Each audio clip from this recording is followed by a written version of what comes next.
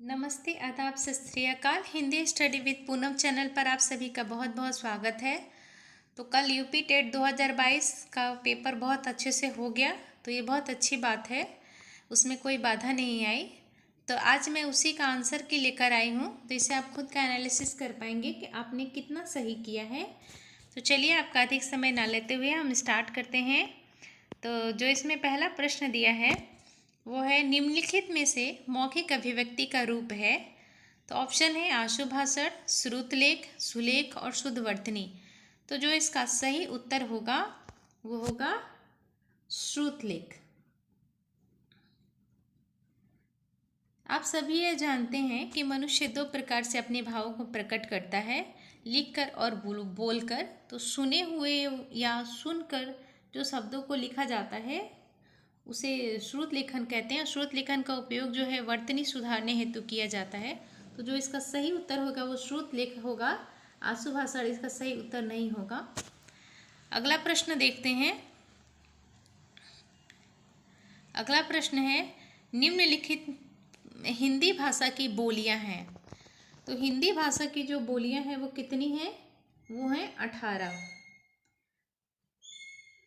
यदि भाषा पूछता तो 22 होती हैं, लेकिन इसने क्या पूछा है? बोलियां पूछी हैं। तो बोलियां कितनी हैं? 18। तो इसका सही उत्तर होगा 18। बढ़ते हैं अगले प्रश्न की तरफ। अगला प्रश्न है, सामाजिक शब्द में मूल शब्द और प्रत्यय है। ऑप्शन ए है समाज प्लस इक, ऑप्शन बी सा प्लस माजिक, ऑप्शन 3 है सामा प्लस जिक, और चौथा ऑप्शन है समाज प्लस इक। तो यहाँ समाज दिया है, तो इसका मतलब ये नहीं कि समाज प्लस इक होगा। इसका सही उत्तर होगा समाज प्लस इक। समाज इसमें मूल शब्द है और इक जो है वो प्रत्यय शब्द है, तो इसका सही उत्तर होगा समाज प्लस इक। बढ़ते हैं अगले प्रश्न की तरफ। तद्भव पत्रिका के संपादक हैं। ऑप्शन है अखिलेश, हरे प्रकाश उपाध्याय, विश्वनाथ प्रसाद तिवारी और लीलाधर जुगड़ी। तो तद्भव पत्रिका के संपादक कौन है? इसमें पहला उत्तर सही होगा, ऑप्शन सही होगा अखिलेश। बढ़ते हैं अगले प्रश्न की तरफ। अगला प्रश्न है, 12 बरस लौ कुकर जीवे अरु 13 लौ जिए सियार। इसमें ऑप्शन दिया है जगनीक, नरपति नाल, चंद्रवरदाई और विद्यापति। इसका सही उत्तर होगा वो होगा पहला, जगनीक। अगला प्रश्न देखते हैं। अकाल का पर्यायवाची है। ऑप्शन दिया है अपरिहार्य, अंधियारा, अक्षत और दुर्भिक्ष। तो अकाल का पर्यायवाची क्या है? अकाल का अर्थ होता है सूखा पड़ जाना, तो इसका जो पर्यायवाची है वो क्या है? चौथा, दुर्भिक्ष। सूखा पड़ जाना, बाढ़ आना, जो बहुत तरह की समस्याएं आती हैं, तो उस तरह के शब्द को अकाल कहते हैं। तो उसका पर्यायवाची क्या होगा? दुर्भिक्ष होगा। अगला प्रश्न देखते हैं। निम्नलिखित वाक्यों में कौन सा मिश्र वाक्य है? क्या अध्यापकों के सम्मुख छात्र पढ़ते हैं? इसमें जो है पहला और ये तो दोनों गलत है। इसमें कन्फ्यूज़न है, तो ये भी गलत है कि अध्यापक पढ़ते हैं और अध्यापक छात्र पढ़ते हैं और अध्यापक उन्हें देखते हैं। तो यहाँ पे और दिया है, तो ये कौन सा वाक्य हो गया? संयुक्त वाक्य हुआ। तो इसका जो सही उत्तर वो होगा वो कौन सा होगा? अध्यापक देखते हैं कि छात्र पढ़ते हैं।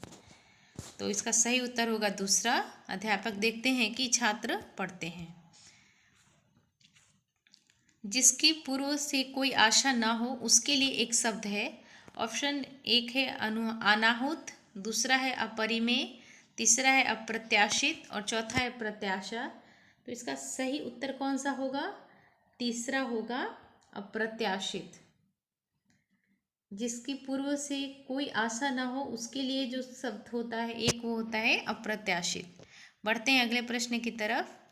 अगला प्रश्न है, मुझसे उठा नहीं गया वाक्य में वाच्य है। तो मुझसे उठा नहीं गया, मुझसे बैठा नहीं गया, मुझसे चला नहीं जाता, मुझसे घूमा नहीं जाता, तो इस तरह के यदि शब्द आते हैं तो वहाँ पे कौन सा वाच्य होता है? वहाँ पर होता है भाववाच्य। तो इसका सही उत्तर होगा दूसरा, भाववाच्य। बढ़ते हैं हम अगले प्रश्न की तरफ। अगला प्रश्न है, निष्कपट शब्द का संधि विच्छेद है। तो निष्कपट शब्द का संधि विच्छेद क्या होगा? निधन कपट। तो इसका सही उत्तर कौन सा होगा? निधन कपट। ये कौन सी संधि है? विसर्ग संधि है। बढ़ते हैं अगले प्रश्न की तरफ। अगला प्रश्न है, इस देश में हिंदी भाषा का प्रयोग लिखने एवं बोलने के लिए किया जाता है। तो हिंदी भाषा का प्रयोग भारत के अलावा भी कई देशों में किया जाता है। तो इसमें ऑप्शन दिए हैं मॉरिशस, पाकिस्तान, दक्षिण अमेरिका, ऑस्ट्रेलिया। तो इसका जो सही उत्तर होगा वो होगा पहला मॉरिशस। मॉरिशस के अलावा नेपाल, बांग्लादेश या इधर इस देश में भी हिंदी भाषा का प्रयोग होता है। सूरसागर किस भाषा की रचना है? तो सूरसागर जो है सूरदास की रचना है। वो उन्होंने किस भाषा में इसको लिखा था? उन्होंने लिखा था ब्रज भाषा में। इसका सही उत्तर होगा ब्रज। सूरसागर किस भाषा की रचना है? तो ब्रज भाषा की रचना है। बढ़ते हैं अगले प्रश्न की तरफ। अगला प्रश्न है, वीरों का कैसा हो बसंत कविता किसकी लिखी है? तो ये कविता हम बचपन में पढ़े थे, वीरों का कैसा हो बसंत। तो इसका जो इसको किसने लिखा था? सुभद्रा कुमारी चौहान ने लिखा था। तो इसका जो सही उत्तर है वो है तीसरा, सुभद्रा कुमारी चौहान। वीरों का कैसा हो बसंत। बढ़ते हैं अगले प्रश्न की तरफ। अगला प्रश्न है, क्षेत्रीय में कौन सा विशेषण है? क्षेत्रीय शब्द में है, पहला है सर्वनामिक, दूसरा है परिमाणबोधक, तीसरा है संख्या और चौथा है गुणवाचक। तो इसमें जो सही उत्तर है वो है गुणवाचक, चौथा। बढ़ते हैं अगले प्रश्न की तरफ। अगला प्रश्न है, चौराहा शब्द में समास है। चौराहा शब्द में समास है जहाँ 4, 2, 3 इस तरह का प्रश्न आता है तो सीधे सीधे वहाँ पर कौन सा समास हो जाता है? द्विगु समास हो जाता है। जहाँ पहला शब्द संख्यावाची होता है वहाँ पर द्विगु समास होता है, और जहाँ दोनों पद प्रधान होते हैं वहाँ पर कौन सा समास होता है? द्वंद्व समास होता है। बढ़ते हैं अगले प्रश्न की तरफ। अगला प्रश्न है, निम्न में से किस शब्द की वर्तनी सही है? इसमें 4 ऑप्शन दिए हैं, अनुग्रहित, अनुग्रहित, अनुग्रहित और अनुग्रहित। तो इसका सही उत्तर कौन सा होगा? अनुग्रहित होगा। अगला प्रश्न देख लेते हैं, निम्न में से शुद्ध शब्द है। ऑप्शन है पैतृक, पैतृक, पैतृक और पैतृक।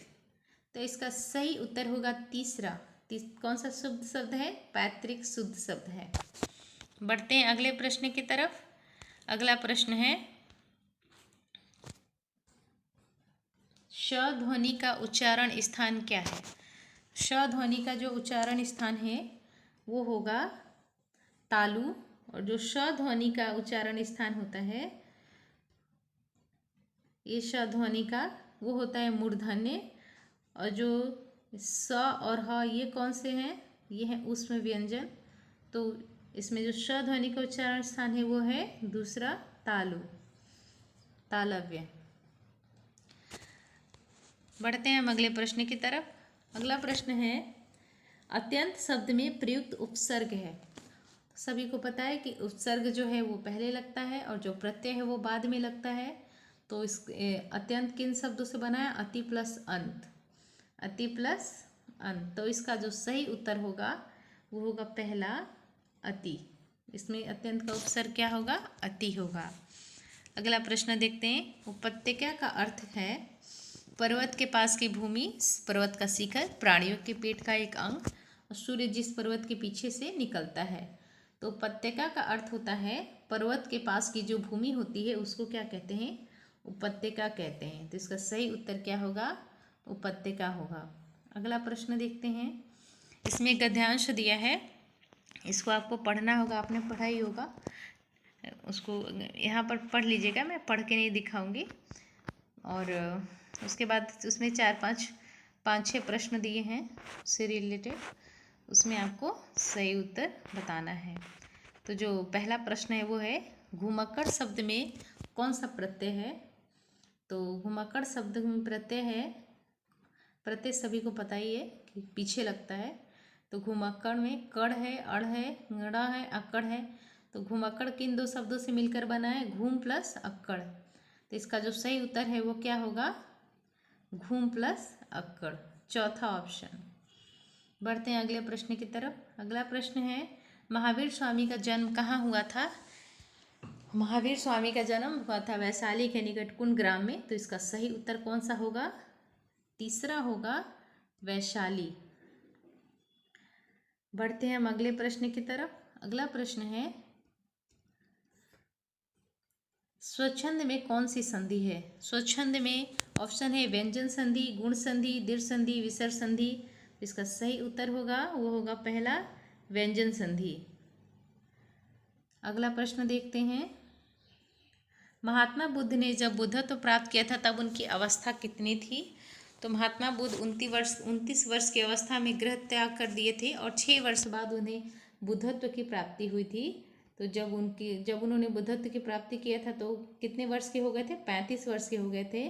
तो उसका तीसरा जो है वो सही उत्तर होगा 35 वर्ष। बढ़ते हैं अगले प्रश्न की तरफ।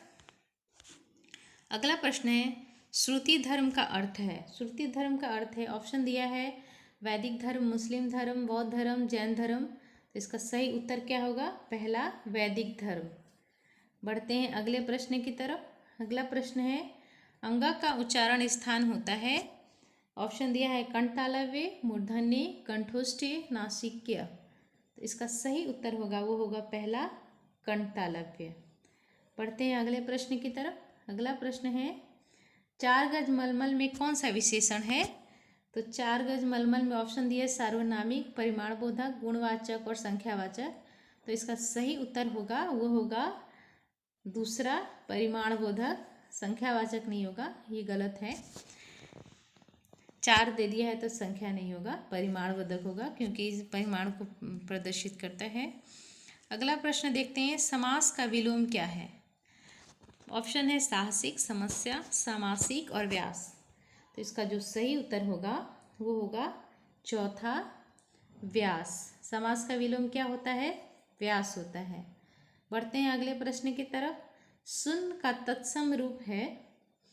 ऑप्शन है शून्य, सुना, सन, सुन। तो इसका जो सही उत्तर होगा वो होगा शून्य का तत्सम रूप शून्य। बढ़ते हैं अगले प्रश्न की तरफ। अगला प्रश्न है, आँख के किरकिरी होने का अर्थ है। तो इसका जो सही उत्तर है वो है कष्टदायक होना या प्रिय लगना। इसका सही उत्तर कष्टदायक होना नहीं होगा, सही उत्तर होगा अप्रिय लगना, चौथा ऑप्शन।